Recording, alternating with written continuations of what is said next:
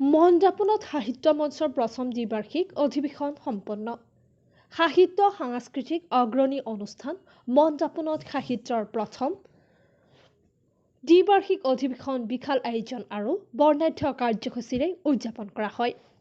গুৱাহাটীৰ প্ৰেছ ক্লাবৰ বাকৰিত দিনজোৰা কাৰ্যসূচীৰে অনুষ্ঠিত সন্মিলনীখনি শুভ উদ্বোধন কৰে ডক্টৰ যতীন নাথে। মুখ্য বক্তা হিচাপে অনুষ্ঠানটোত সাৰুৱা ভাষণেৰে উপস্থিত দৰ্শকক ডাক্তৰ অঞ্জনজ্যোতি চৌধুৰীয়ে আপ্লুত কৰে। ডাক্তৰ নঞ্জু দত্তই সভাপতিত্ব কৰা অনুষ্ঠানটোত প্ৰায় 7 মন গ্ৰন্থ শুভ উন্মোচন কৰা হয়। বিশিষ্ট গায়ক সূৰ্য দাসে বন্তি প্ৰজ্বলনেৰে অনুষ্ঠানটি আৰম্ভ কৰে আৰু দেশপ্ৰেমমূলক গীতেৰে দৰ্শকক আনন্দ দিয়ে। জনপ্ৰিয় কবি ৰানান্দু টাইটে সঞ্চালনা কৰা অনুষ্ঠানত প্ৰায় 4 কুৰি কবিয়ে কবিতা পাঠ কৰে। অনুষ্ঠানত বহু কেইজন ব্যক্তিক সম্বৰ্ধনা জনোৱা হয় বুলি মন জাপনৰ মুখ্য প্ৰশাসক ডালিমী কুলাধিপতি আৰু মুখ্য উপদেষ্টা বীৰেন চন্দ্ৰ নাথে জানিবলৈ দিয়ে। গুৱাহাটীৰ পৰা ৰুমি নায়কৰ report, north east frontier news. মন জাপনত সাহিত্য অসমীয়া কাব্য জগতৰ অন্যতম এক জনপ্ৰিয় ফেচবুক গোট। 2021 চনৰ ডিচেম্বৰ মাহত এই অনুষ্ঠানটোৰ শুভ জন্ম হৈছিল। এই অনুষ্ঠানটোৰ মুখ্য প্ৰতিষ্ঠাপক হৈছে ৰিভাৰ ডালিমী কুলাধিপতি। তেওঁৰ লগতে আৰু পল্লৱী ৰয় অধিকাৰী, মণি গোস্বামী, অনিতা গগৈ ইত্যাদি কৰি বহুখিনি সাহিত্য অনুৰাগীৰ একান্ত প্ৰচেষ্টাত এই অনুষ্ঠানটোৰ জন্ম হৈছিল। আজি প্ৰথম দ্বিবাৰ্ষিক অধিৱেশন গুৱাহাটী প্ৰেছ ক্লাবত বহু উলহ মালহেৰে অনুষ্ঠিত হৈছে। এই অনুষ্ঠানটোত অসমৰ কেইবাজনো নৱপ্ৰজন্মৰ যুৱ সাহিত্যিকৰ কাব্য সংকলন শুভ উন্মোচন হয়। লগতে আমাৰ ডালিমী কুলাধিপতি বাইদেউৰো দুখনকৈ গ্ৰন্থ শুভ উন্মোচন হৈছে, এখন প্ৰবন্ধ আৰু এখন কাব্য সংকলন। এই অনুষ্ঠানটোত উপস্থিত থাকি খুহুতীয়া কথাৰে অনুষ্ঠানটোৰ সৌষ্ঠৱ বৃদ্ধি কৰে অসমৰ জনপ্ৰিয় খুহুতীয়া হাস্যৰসিক চিকিৎসক সুলেখক doctor Anjanjyoti Choudhury sir, doctor Jatin Nath, doctor Pranpratim Baruah, লগতে বিশিষ্ট গায়ক সূৰ্য দাস, ডক্টৰ নঞ্জু দত্ত ইত্যাদি কৰি বহুকেইজন সাহিত্যপ্ৰেমী ব্যক্তি। তাৰোপৰি অনুষ্ঠানটোত দহুবন কাটি কৰি অসমৰ বিভিন্ন প্ৰান্তৰ পৰা আহি যি বহুমূলীয়া সময় দিলে সকলো কবি তথা সুসাহিত্যিকক আমি আজি মঞ্চৰ পৰাই অযুত শুভকামনা জনাইছোঁ, ধন্যবাদ জনাইছোঁ। অনাগত দিনতো যাতে তেওঁলোকে কাব্য সাহিত্যৰে অসমীয়া সাহিত্যৰ ভঁৰাল অমূল্য অৱদান দি থৈ যায়, তাৰ বাবে আমি মন জাপন সাহিত্য গোষ্ঠীৰ পৰা অযুত শুভকামনা জনাইছোঁ। আজি কাৰ্যসূচীত গ্ৰন্থ শুভ উন্মোচন আছিল। লগতে অনুষ্ঠানৰ বহুকেইজন ব্যক্তিক কবিতা প্ৰতিযোগিতাৰ সম্বৰ্ধনা আছে। লগতে অসমীয়া সমাজ সাহিত্য সংস্কৃতি ক্ৰীড়া জগতলৈ বিভিন্ন ধৰণে বৰঙণি যোগাই অহা কেইবাজনো বিশিষ্ট ব্যক্তিৰ সম্বৰ্ধনা আছে। লগতে প্ৰশাসক আৰু মডাৰেটৰসকলে খুবেই কষ্ট কৰি অনুষ্ঠানটো জীৱিত কৰি ৰাখিছে, তেওঁলোকৰো সম্বৰ্ধনা আছে। গতিকে আমি ভাবোঁ লগতে কাব্য পাঠটোতো আছেই, যিহেতু কবিতা হৃদয়ৰ ভাষা, বুকুৰ বুজাব নোৱাৰা ব্যথা।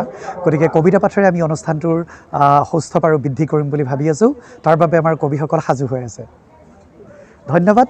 মন জাপন সাহিত্য গোষ্ঠীৰ উজ্জ্বল ভৱিষ্যত কামনা কৰিছোঁ আৰু সকলো সাংবাদিক বন্ধুকে হৃদয়ৰ নিভৃত কোণৰ পৰা ধন্যবাদ জ্ঞাপন কৰিলোঁ। ধন্যবাদ। আজি নমস্কাৰ। আজিৰ অনুষ্ঠানটো আমাৰ 2021 চনৰ 12 ডিচেম্বৰৰ দিনা 6-12 ডিচেম্বৰত আমাৰ অনুষ্ঠানটো জন্ম হৈছিল। এই অনুষ্ঠানটোৰ আজি দ্বিবাৰ্ষিক প্ৰথম বৰ্ষপূৰ্তি। আমি প্ৰথম বছৰ নাপাতিলোঁ, এইবাৰ পাতিছোঁ। এইবাৰ আমাৰ অনুষ্ঠানৰ প্ৰশাসক মণ্ডলীৰ লগতে গোটেইখিনি চিনাকি সদস্যসকলৰ দেখা নাই, প্ৰশাসক মণ্ডলীক দেখা নাই। গতিকে আমি সকলোৰে আজি সমমিলন অনুষ্ঠানটোৰ ঘটক বুলিয়ে আজি অনুষ্ঠানটো যোগাযোগ কৰা হৈছে। আৰু গ্ৰন্থ উন্মোচন আছে, কবি সন্মিলন আছে, বিশিষ্ট অতিথিসকলৰ ভাষণ আছে, গোটৰ মুখপত্ৰ উন্মোচন হৈ গ'ল, আলোচনী উন্মোচনো হৈ গ'ল, গ্ৰন্থ উন্মোচন হৈ গ'ল। এতিয়া আছে আমাৰ কবিসকলৰ দূৰ দূৰণিৰ পৰা অহা সকলো কবি আৰু আমাৰ প্ৰশাসক মণ্ডলীৰ সম্বৰ্ধনা অনুষ্ঠানটো আছে। এইখিনি আৰু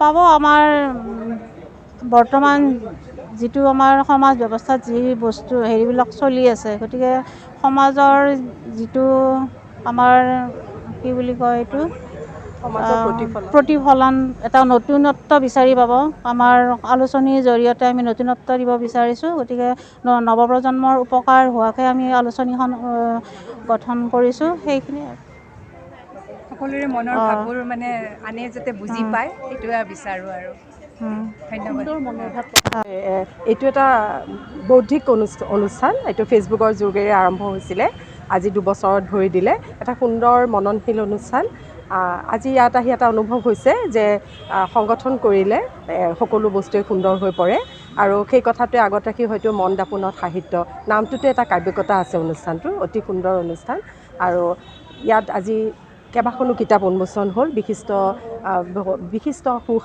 নাগৰিক আমাৰ গুৱাহাটীৰ কেইবাজনো বিশিষ্ট মানে ব্যক্তিৰ সহযোগত এই অনুষ্ঠানটো সম্পন্ন হৈছে কিতাপবোৰৰ নামবোৰ দেখি পেলাই গম পাইছোঁ যে ভিতৰখন হয়তো খুব সুন্দৰকৈ তাত অংকিত হৈছে বিভিন্ন কথা শিল্পখিনি আমি যে আচলতে সাহিত্যকো শিল্প বুলিয়ে যদি ধৰোঁ তেতিয়াহ'লে আমাৰ আজি ইয়াতে সেই কথা শিল্পৰ এটা সমাৰোহ হোৱা বুলি ক'ব লাগিব সকলোৱে লগ হৈছে আৰু এতিয়াও কেইবাটাও অনুষ্ঠান আছে বিশেষকৈ কবি সন্মিলন এখন আছে তাত অংশগ্ৰহণ কৰিবলৈ অসমৰ বিভিন্ন জেগাৰ পৰা কবিসকল আহিছে এটা অতি সুন্দৰ অনুষ্ঠান ভাল লাগিছে অনুষ্ঠানটোলৈ আহি মানে সঁচাকৈ এই অনুষ্ঠানটোত আজি ময়ো অংশগ্ৰহণ কৰিব পাই অতিকৈ আনন্দিত ধন্যবাদ